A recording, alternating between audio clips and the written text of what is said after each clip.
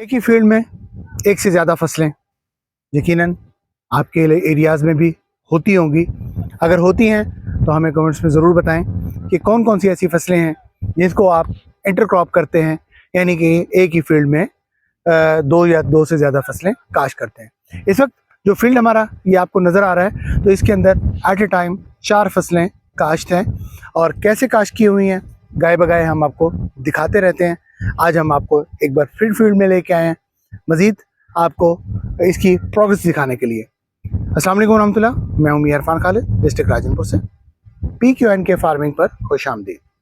PQNK यानी पायदार कुदरती निज़ाम काश्तकारी, एक ऐसा तरीका काश्तकारी जिसके तहत आप बगैर किसी परचेज इनपुट के, बगैर किसी एक्सपेंस के, बगैर किसी फर्टिलाइज़र और बगैर किसी केमिकल के बहुत अच्छी फसलें ग्रो कर सकते हैं। इस वक्त जिस फील्ड में मैं खड़ा हूँ तो ये इंटरक्रॉप फील्ड है। इस फील्ड के अंदर 3 फसलें लगी हुई हैं। आए आपको करीब से दिखाता हूँ। तो साइडों के ऊपर 2 लाइनें लगी हुई हैं मकई की, ये मकई का पौधा है, और मेरी दूसरी तरफ ये भी मकई का पौधा है। इसके अलावा ये जो पौधे नज़र आ रहे हैं आपको, ये सारे के सारे ये मूंग बीन के पौधे हैं, मूंगी के। और ये सेंटर के अंदर एक लाइन जो लगी हुई है ये तिल की लगी हुई है। इसके अंदर सेंटर में ये तिल काश्त है। और ख़ास बात इसकी ये है कि अभी पानी, इसको कल हमने पानी लगाया है, और जिस वक्त आप पानी लगाते हैं तो अमूमी तौर पे आपने देखा होगा कि ज़मीन के अंदर दाखिल होना मुमकिन नहीं होता, लेकिन मैं अपने फील्ड के अंदर खड़ा हूँ, पानी भी लगाया है कल, और उसके बावजूद भी यहाँ पे किसी किस्म का कोई कीचड़ आपको नज़र नहीं आ रहा। तो अगर हम सेंटर में वतर की पोजीशन देखें तो ये देखें, सेंटर तक वतर जो है वो ये पहुँच चुका है, ये वतर है। इस तरह बज़ाहिर ये खुश्क ज़मीन नज़र आ रही है, लेकिन अगर हम इसको हटाते हैं तो ये देखें, ये नीचे वतर मौजूद है। तो बेड्स के ऊपर होने का यही सबसे बड़ा एडवांटेज है कि इसके अंदर जो है वो वतर आसानी के साथ पहुंच जाता है बेड्स के अंदर। और दूसरी तरफ अगर हम दिखाएं आपको तो ये हमारा साथ जो फील्ड है, ये इसके अंदर इंटरक्रॉप हुआ है मूंग बीन का और कॉटन का। तो अभी देखें कॉटन के पौधे और उसकी ग्रोथ दिखाते हैं आपको। ये कॉटन का पौधा है और दोनों साइडों के ऊपर कॉटन की लाइन लगी हुई है। ये देखें, एक पौधा ये है, एक पौधा ये है बेड के दोनों तरफ, और बेड के सेंटर में जो है ना ये मूंग बीन है। तो मूंग बीन ने देखें मल्च करना शुरू कर दिया है। तो बहुत सारे लोग कमेंट्स करते हैं मुख्तलिफ़ किस्म का, बगैर सोचे समझे। जिस वक्त हमने इसकी जो है ना काश की वीडियोस लगाना शुरू की तो हमारे अक्सर दोस्तों ने, भाइयों ने ये कमेंट्स करना शुरू कर दिए कि जनाब आप पिकनिक का वावेला करते हैं और आपकी मल्चिंग तो है ही नहीं, तो फिर आप पिकनिक कैसे हैं। तो बात यह है कि मल्च जो होती है ये 2 तरह की होती है। एक मल्च जो होती है उसको कहते हैं हम डेड मल्च, और दूसरी जो होती है वो होती है लाइव मल्च। तो किसी भी मौसम के अंदर, बिलखसूस गर्मियों के अंदर, सबसे बेस्ट ऑप्शन जो है वो आपके लिए वो लाइव मल्च होती है, ना कि जो है वो डेड मल्च। क्योंकि डेड मल्च इन दिनों में हवाएं बहुत ज़्यादा चलती हैं। डेड मल्च आप जितनी भी अच्छी कर लेते हैं तो हमारे इलाकों में हवाओं की वजह से वो डेड मल्च उड़ जाती है। उड़ने के बाद ये वाटर चैनल्स के अंदर चली जाती है। लेकिन लाइव मल्च क्योंकि इटसेल्फ पौधे होते हैं तो वो नहीं हिलती, चाहे जितनी भी आंधियाँ चले, जैसा भी तूफान आए, तो ये जो है ना आसानी के साथ सरवाइव करती है। अब आप मेरे पीछे देख रहे हैं कि आपको ग्रीनरी नज़र आ रही होगी। इसने मल्च ने जो है मूंग बीन ने इसको लाइव मल्च करना शुरू कर दिया है। बेड्स अभी देख लें, आपको तकरीबन मोर देन 80% जो बेड्स हैं वो आपको कवर नज़र आ रहे हैं।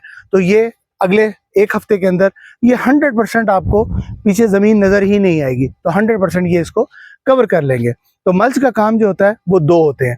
पहली बात ये थी कि आपकी कैश क्रॉप जो होती है उसको कवर देना, और दूसरी बात ये होती है कि आपके ज़मीन के अंदर रूट स्ट्रक्चर को डेवलप करना, ताकि उसके अंदर पानी की जो पेनिट्रेशन है वो आसानी के साथ हो सके। और एक सबसे बड़ा जो फ़ायदा होता है वो ये होता है कि इसके नीचे बायोटा डेवलप होता है, यानी कि माइक्रोब्स डेवलप होते हैं जो हमारे पौधे को खुराक मुहैया करते हैं। क्योंकि हम PQNK के ऊपर हैं, पायदार कुदरती निज़ाम काश्तकारी के ऊपर, और इस सूरत के अंदर हम परचेज इनपुट अपनी फसल के अंदर नहीं डालते। तो परचेज इनपुट जब नहीं डालते आप तो फसल को तो अल्टीमेटली खुराक की ज़रूरत होती है तो उसकी खुराक जो है वो कौन पूरी करता है? तो इनके नीचे जो माइक्रोब्स होते हैं वो इनको खुराक मुहैया करते हैं।